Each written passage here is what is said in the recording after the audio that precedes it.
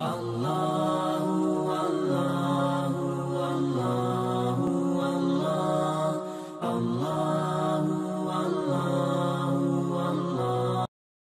لیے پہلے بہت مشکل ہے اس نظام کو لے کر کے چلنا. بڑا مشکل ہوتا ہے کسی کے آگے جا کے جھولی پھیلانا اور اس سے فنڈ مانگنا.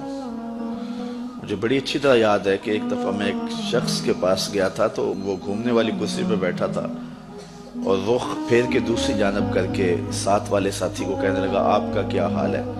تو میں وہیں سے اٹھ کر کے آ گیا تھا. تو میں نے اپنے طلباء سے کہا تھا کہ بھوک کاٹ لو گے لیکن میں دوبارہ کسی کے پاس کسی کے گھر میں جا کے نہیں مانگنا ہے.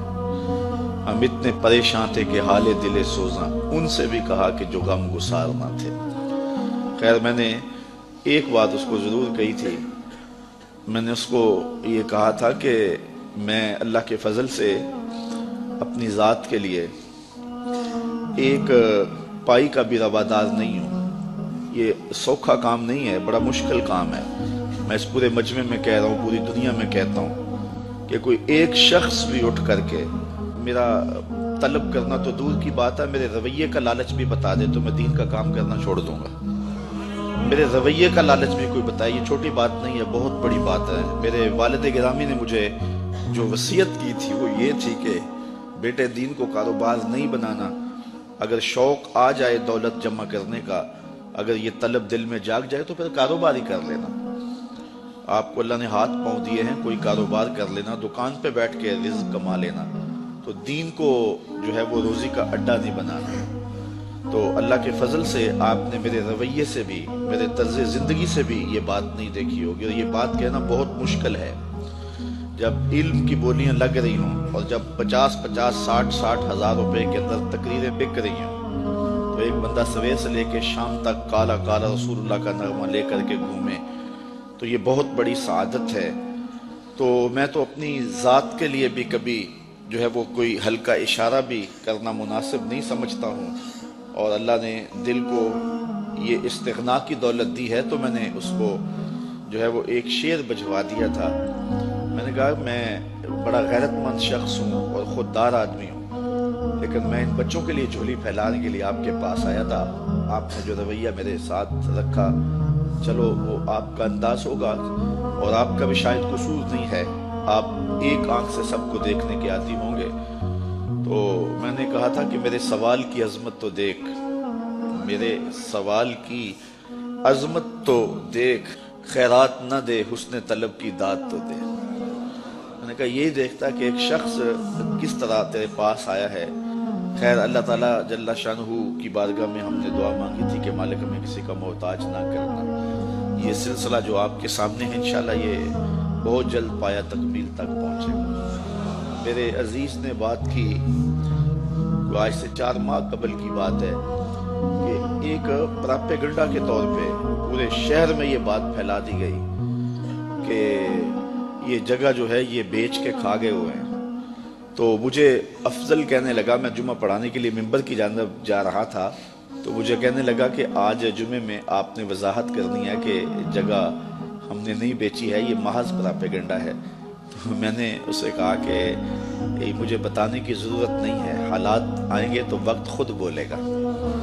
تو یہ ہم کس کس کی صفائیاں دیتے پھرے, لوگ ہمیں گالیاں نہیں دیتے, لوگ کیا کچھ نہیں کہتے ہیں. تو جو کسی کے من میں ہے وہ کیا, کسی نے کہا نصیب اپنا اپنا, مقام اپنا اپنا, کیے جاؤ میں خارو کام اپنا اپنا. اب تو لوگوں کا محبوب مشغلہ بن گیا ہے ہمیں چھیڑنا, ہمیں تکلیف دینا, ہمیں اذیت پہنچانا.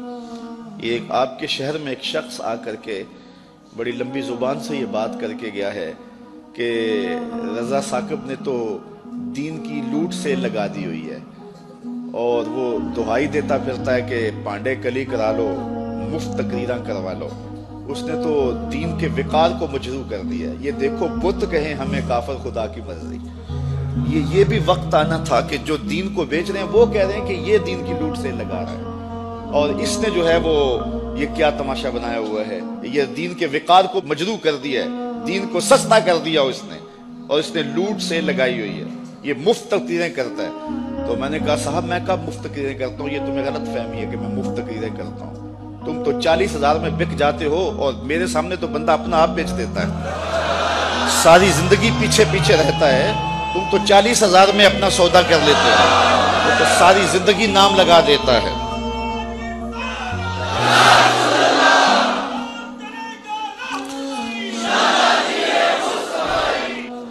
मैंने कहा तुम तो 40,000 में बिकते हो, लेकिन लोग जाने भी दे देते हैं और कहते हैं ये अभी बयाना है, अभी कीमत तो बाकी है। तो मैंने कहा कौन कहता है कि हम मुफ्त तकरीरें करते हैं? ये साजिश है कि हम मुफ्त तकरीरें करते हैं। लोग तो अपनी जान भी वारने के लिए तैयार हैं। ये रात भी लोग मौजूद थे, असर के बाद भी थे, सहरी के दम भी थे। इस वक्त आज भी अभी तक बैठे कौन आता है? किसके पास वक्त है? क्या उम्रे के टिकट रखे जाते हैं कि लोग जमा हो जाएं, कैसी कैसी सुरीले आवाजें लगाई जाती हैं लोग जमा हो। ये मेरे पास क्या है? लफ्ज भी टूटे हुए, लहजा भी सलामत नहीं है। लेकिन ये तलबा हैं तो खिंचे चले आ रहे हैं, कहां कहां से आ रहे हैं। मोहब्बत करने वाले हैं कि सब कुछ निछावर कर रहे हैं। जो शख्स आगे से जवाब ना दे तो लोग समझते हैं कि इसी को मारो और इसी की तजलील करो। और दूसरी बात यह है कि जब काम होता है तो मुखालिफत भी होती है। ये 108 बच्चे फारिग हो रहे हैं, असल मुखालिफत तो अब शुरू होगी। तो मुझे एक साहिब जिम्मेदार हैं, बुजुर्ग हैं, तो वो कहने लगे कि कुछ लोगों के कनायतम जो है वो जिक्र करने के बाद कि ये सारे लोग आपकी मुखालिफत करते हैं, आपका मुकाबला कर रहे हैं। तो मैंने बड़े हैरत से कहा मेरा मुकाबला तो नहीं कर रहे। कहने लगे नहीं तुम भोले आदमी, तुम्हें नहीं पता, ये तुम्हारा मुकाबला कर रहा है। मैंने कहा साहब मेरा मुकाबला नहीं कर रहे। कहने लगे नहीं नहीं तुम्हें नहीं पता, ये तुम्हारा मुकाबला कर रहे हैं। और खुले और कुछ बातें उन्हें सुनानी चाहिए। मैंने कहा कैसे मुकाबला करते हैं? मैं एक महीने में 70 दर्स देता हूँ, अगर ये 71 दे तो मुकाबला होना। मैं 70 एक महीने में अल्लाह की तौफीक से 10 देता हूँ, अगर ये जो है वो मुकाबला करें तो 71 या 72 दें तो मुकाबला होगा।